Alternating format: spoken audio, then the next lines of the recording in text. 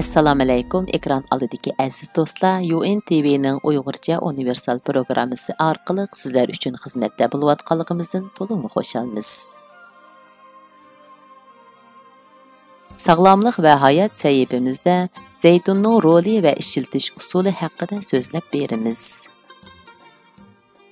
Zaytun meyining tibobat kitoblarida bayon qilinishicha, har qaysi a'zolarga quvvat berish, quruq yerlarni tarqitish, og'riq to'xtatish, terini siliqlab yumronlashtirish, terining qerishini kechiktirish, oshqozonni yaxshilash degandek unumlari bor bo'lib, 12 barmoq uchay yarisi, qavziyat, oshqozon ojizligi qatorliq kesili bor kishilar qo'rimlarga, salatlarga qo'shib iste'mol qilsa bo'ladi. Teri qurg'oqlashish, bosh kepaklashish, charch jonsiz bo'lish, paqraqligini yo'qotish, ozuqliq yetishmaslik qatorliq ahvollarda chochni maylashga ishlatsa bo'ladi.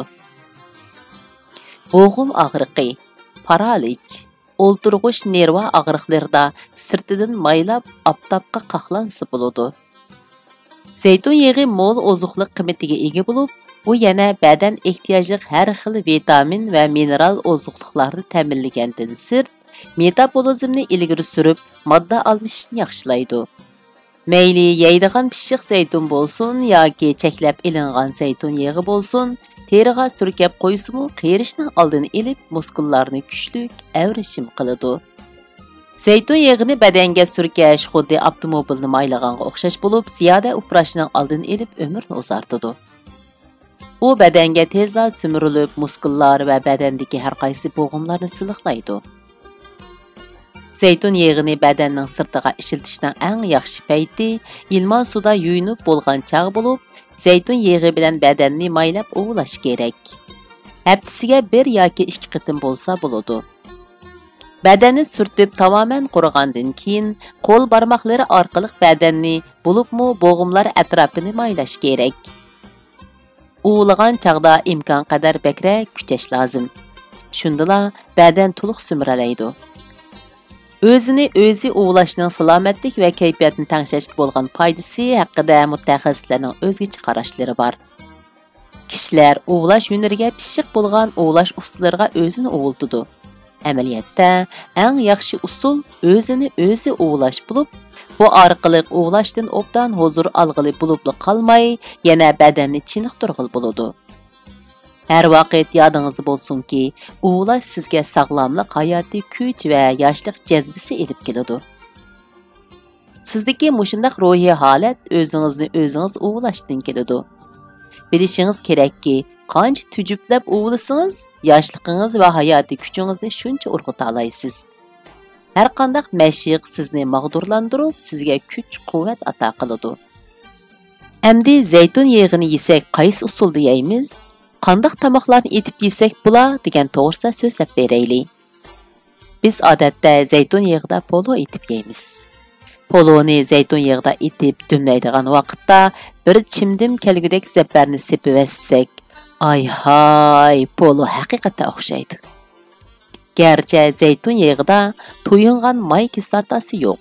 Intayin sog'lom may hisoblansa-mu, turk g'izo mutaxassislari zaytun yog'ini qizisi bo'lmaydi.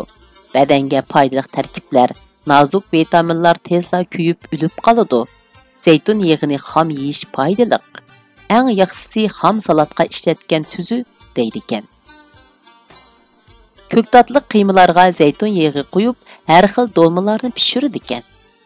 Dolma degan qopaq laza, baranga, pidiganlarning ichini tozalab, qiyma bilan to'ldirib, o'rda pishiradigan tamoq. Bu tamoq ilmiy ozuqlashga bak mos keladigan bo'lib, xonimlar sinab boqaysizlar. Zaytun mevasining tabiiy issiq, ozuqligi mo'l, oshqozon, uchay xizmatini ravonlashtirib, metabolizmni yaxshilaydigan, hazmni va ozuqlarning sumrilishini tezlatadigan ta'siri bo'lg'achqa, hatto oshqozon yalluqi, oshqozon 12 barmoq uchay yalluqi bor kishilarmi zaytun yeb ko'ngandan keyin yaxshilanib ketgan. Xom yegili bo'lgan ko'ktatlarni zaytun qo'shib yesak, salat ham tamlik, ham oshqozonga besim bo'lmaydi ekan. Bu xil ahvol oshqozni ojizlarga bak yoqadi. Zeytun qavziyatning oldini oladi. Zeytunning tarkibida vitamin C, E degandek teri to'qimlarining sog'lom, chiroyli to'qilishiga turtki bo'lgan tarkiblar mo'l bo'lib, olmaning shu xil tarkibidan 10-20 hassagacha ko'p bo'ladi ekan. Demak, sharoit bo'lsa zeytun yeyishga odatlansak, sog'lom ham go'zal bo'lishimizga ko'p foydali degan gap. Bozorda biz bildigan zeytunlardan qizil zeytun, qora zeytun, yeshil zeytun degandek turlar bor. Oziqliq jihatda yeshili bilan qizilning yuqorimish. Lekin ta'm jihatda, issiqlik tabiiy jihatda qora zeytun ta'mlik tuyuldigan bo'lg'ashqa, odatda qora zeytun ko'proq iste'mol qilindi.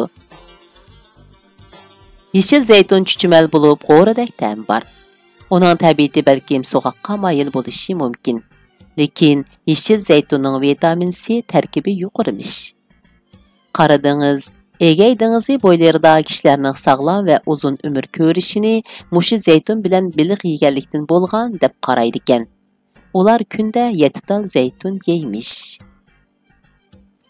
Alloh taolo egam Nur surasining 35-oyatida zeytun to'g'riliq mundaq degan.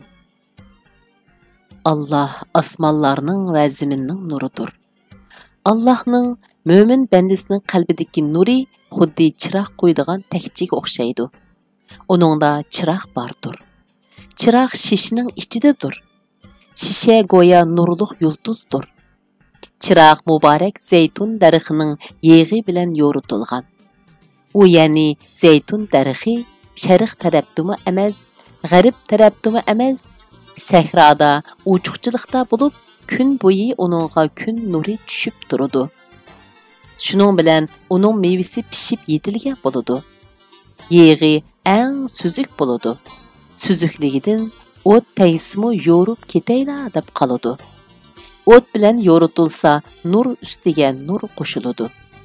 Allah xoligan kishini uning nuriga, ya'ni Qur'onga ergishishga muvaffaq qiladi. Allah ibrat olsin deb kishilarga misollarni ularning fahmiga yaqinlashtirib bayon qiladi. Allah hamma narsani bilguchidir. Alloh taolo Qur'on Karimda yana zeytun daraxtini muborak daraxt deb sifatlagan. Hadisda zeytun yog'i bilan badanni yog'lashga bo'ldiganligini tilga olgan. Yana oziqshunoslarning qarashida zeytun yog'i va zeytun mevasi sog'lom yemakliklarning eng beshiga tiziladi ekan. Hammamizga salomatlik va sog'lomlik yor bo'lg'ay. Sog'lomlik bilimlaridan, atrofimizdagi ishlardan, dunyo xabarlaridan, tirishchan tokbikorlarning izlaridan, turmush savotlaridan, madaniyat san'atimizdan, o'tmish tariximizdan, iqtisod ko'znikimizdan, tantarbiya dunyosidan xabardor bo'lib turay desangiz, kanalimizga a'zo bo'ling. O'ng tarafdagi qo'ng'iroq belgisini besib qo'ysangiz, har qitimliq yangi mazmunlar sizga xabar qilinadi. Xayr xo'sh do'stlar, yoqtirib anglag'iningizlarga rahmat.